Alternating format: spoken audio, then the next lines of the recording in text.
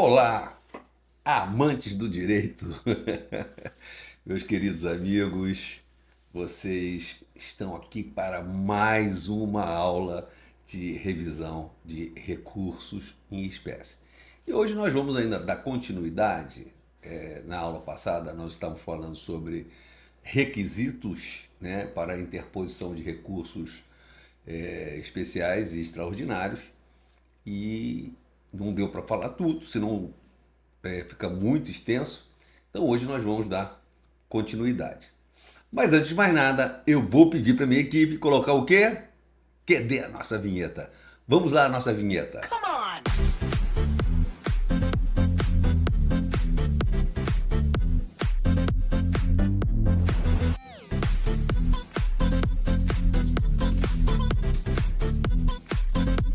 Pois bem, estamos aqui de volta para a nossa aula 08, ainda sobre recursos em espécie.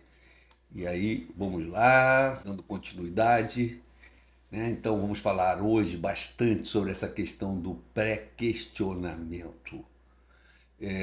Tanto o artigo 102, inciso 3 da Constituição Federal, como também o artigo 105, inciso 3, eles restringem o cabimento tanto do recurso extraordinário como do recurso especial a causas que já tenham sido decididas. Então, disso, nós temos duas consequências importantes. Primeiro, é que os recursos só são cabíveis contra decisões judiciais. Então, nunca contra decisões de natureza administrativa.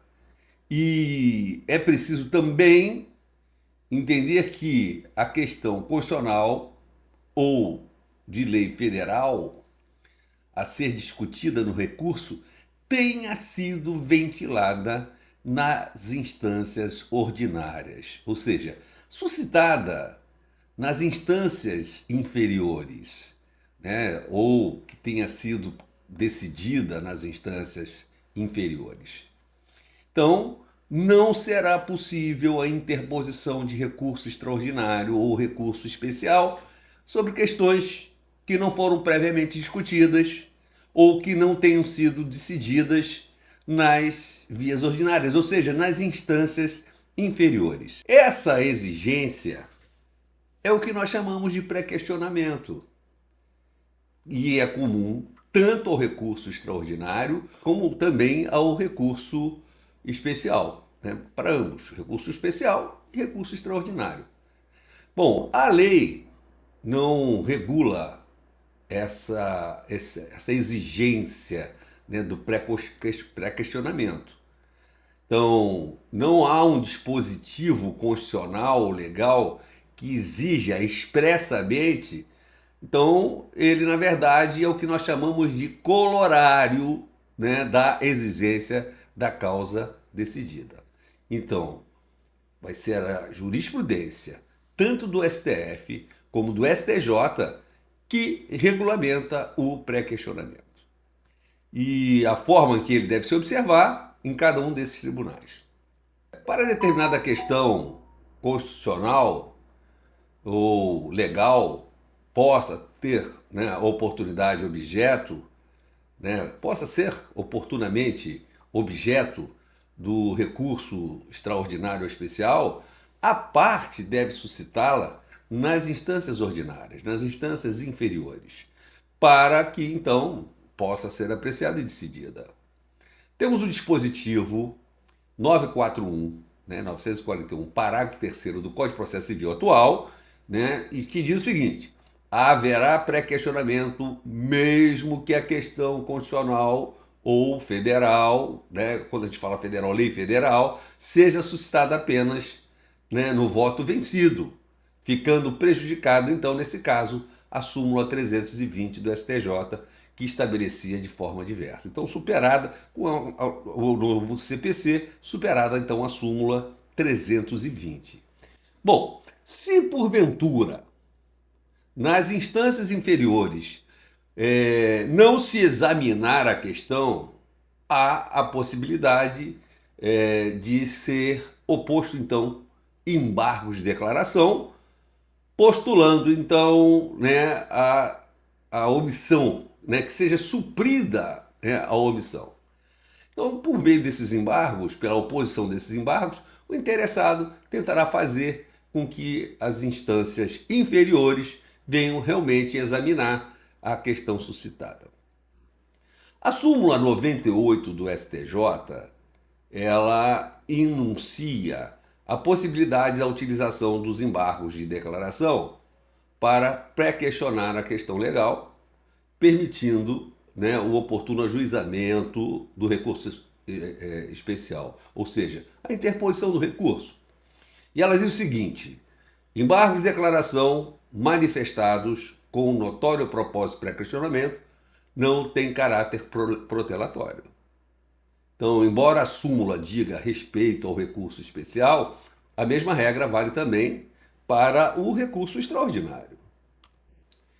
Bom, não havendo a oposição dos embargos de declaração a respeito da questão omissa, não terá havido pré-questionamento e, consequentemente, não haverá possibilidade, né, de um recurso especial ou extraordinário serem admitidos, serem conhecidos.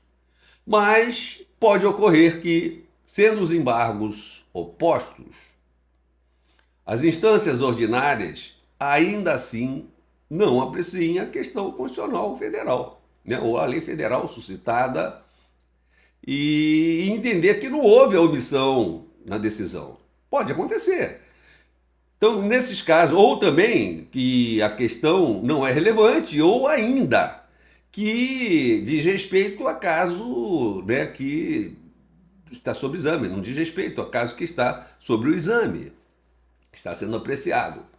Bom, com isso vem a seguinte pergunta. Os tribunais superiores, STJ, né, e STF, contentaria-se com o fato da questão ter sido apenas suscitada por meio dos embargos, né, pela oposição dos embargos, ou há necessidade de efetivo pronunciamento das instâncias inferiores a respeito da questão constitucional ou da norma federal?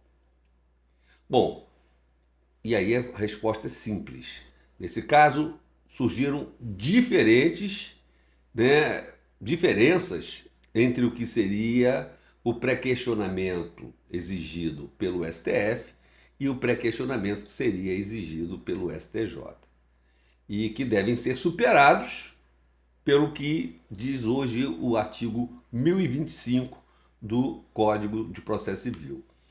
Então, vamos ver primeiro como é que se trata essas diferenças, né, do pré-questionamento exigido pelo STF e pelo STJ, e como que fica agora a partir do novo CPC com o previsto no artigo 1025.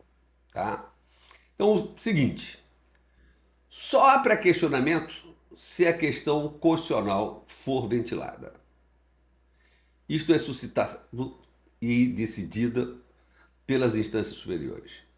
Não havendo pronunciamento delas, é preciso, então, opor embargo de declaração. Para o STF, basta a oposição dos embargos, ou seja, sobre a questão constitucional, se ela tiver sido pré-questionada, ainda que ela não seja efetivamente apreciada, né, nos embargos, não importa. Basta apenas a oposição, né, com a questão constitucional que deve ser pré-questionada, que se considere pré-questionada. E por isso temos uma súmula, a súmula 356 do STF, que diz o seguinte: o ponto omisso da decisão sobre o qual não foram opostos embargos declaratórios não pode ser objeto de recurso extraordinário por faltar requisito de pré-questionamento. Então a súmula traz a necessidade de que os embargos sejam opostos sem momento nenhum fazer menção à exigência de que eles devem ser examinados, né? A questão constitucional deve ser apreciada. Para o STF, para concluir essa questão, não é necessário, como condição de admissibilidade do recurso extraordinário, que a questão constitucional seja efetivamente examinada. Então, basta que seja suscitada por embargos de declaração. Por isso que os doutrinadores dizem que para o STF ele se contenta com o chamado pré-questionamento ficto, ou seja, não há necessidade da apreciação da questão constitucional pelas instâncias inferiores. Por outro lado, diversamente desse entendimento do Supremo Tribunal Federal, o STJ exigia pré-questionamento efetivo, real, e não ficto. E aí tem uma súmula, que é a súmula 211, que eu vou ler aqui para vocês: inadmissível recurso especial quando a questão que, a despeito da oposição dos embargos declaratórios, não foi apreciada pelo tribunal a qual. Ora, então, para o STF, como visto agora anteriormente, basta a iniciativa da oposição dos embargos. Mas para o STJ exigia algo a mais, né? Ou seja, depende do acolhimento dos embargos ou o exame da questão federal, né? Da lei federal. Bom, a solução dada, né, na época pelo STJ era a seguinte: se o julgamento dos embargos de declaração, né, sobre a questão federal, ou seja, sobre a norma federal, fosse apreciada, teria ocorrido o pré-questionamento, bastando a interposição do recurso especial. Com fundamento, obviamente, nela. Se a questão não fosse apreciada, a solução então seria a oposição de recurso especial, não como fundamento nela, mas com a contrariedade ao artigo 1022, que trata do recurso dos embargos de declaração. Ou seja, você interpõe um recurso especial, né, alegando a falta da apreciação. Ora, o legislador do nosso Código de Processo Civil atual, né, eliminou a exigência, né, dessa aplicação da súmula 211. Então, súmula 211 está superada. Então, isso com a positivação do artigo 1025 no novo CPC. Então, uma vez que se consideram incluídos no acórdão os elementos suscitados, né, dos embargos, ainda que eles não sejam admitidos ou sejam rejeitados, não haverá mais a necessidade de opor recurso especial por violação ao artigo 1022. Então, está superado, está pacificado isso, em razão do artigo 1025. Resolveu essa controvérsia.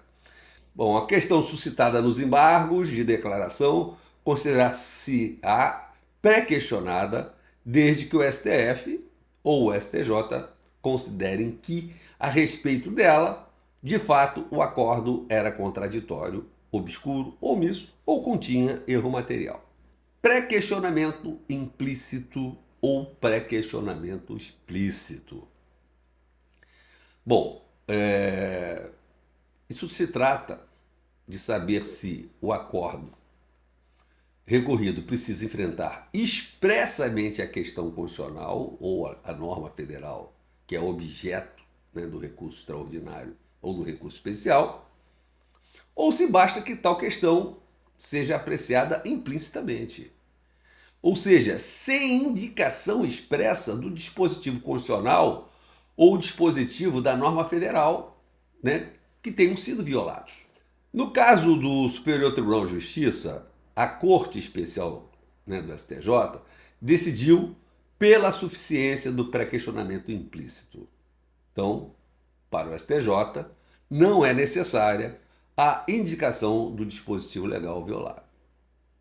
Ficou decidido que o pré-questionamento consiste na apreciação e na solução pelo tribunal de origem das questões jurídicas que envolvam a norma positiva tido por violada, inexistindo a exigência da sua expressa referência no acórdão impugnado. Então, para a Corte, né, Superior Tribunal de Justiça, é possível sim você ter o que nós chamamos de pré-questionamento implícito. Por outro lado, o STF, em princípio, ele exigia o pré-questionamento explícito da matéria constitucional, e eu coloquei aqui até para vocês o posicionamento de um doutrinador, que é o professor Rodolfo de Camargo Mancuso. Ele diz o seguinte: já no âmbito do STF tem sido exigido pré-questionamento explícito da matéria constitucional controvertida, salientando o ministro Sepúlveda pertence que, sendo o recurso extraordinário um instrumento de revisão in júri, não investe o Supremo na competência para vasculhar o acórdão recorrido à procura de uma norma que pode ser pertinente ao caso, mas da qual não se cogitou. Então, daí a necessidade do pronunciamento explícito do Tribunal ACO sobre a questão suscitada no recurso extraordinário. Sendo o pré-questionamento, por definição, necessariamente explícito, e chamado pré-questionamento implícito, não é mais uma simples e inconcebível contradição nos termos.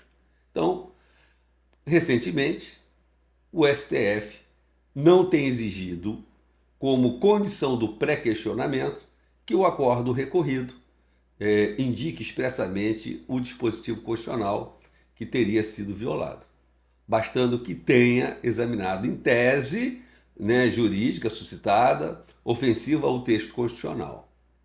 Então, com isso, nós terminamos nossa aula de hoje.